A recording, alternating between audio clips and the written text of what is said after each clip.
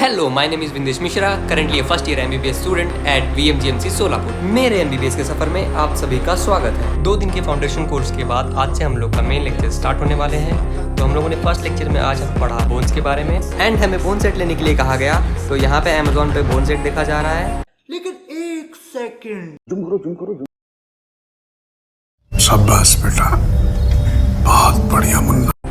इसके बाद हमारा सेकंड लेक्चर स्टार्ट हुआ जिसमें हमें सबसे पहले हिप बोन के बारे में पढ़ाया गया एंड यहाँ पे 2 एक्सपर्ट डिसाइड करते हुए कि ये लेफ्ट हिप बोन है कि राइट हिप बोन है एंड कंक्लूजन पे आते हुए कि ये लेफ्ट हिप बोन है। इसके बाद हुआ हमारा ब्रेक एंड ब्रेक के बाद हम लोग को बोला गया है कॉलेज की पुरानी बिल्डिंग के पास आने के लिए, जो कि हमारे कॉलेज से 2 किलोमीटर दूर है और उसके डिस्ट्रक्शन हॉल में हमारा होने वाला था कैडवर ओथ एंड हम गए कैडवर ओथ के लिए।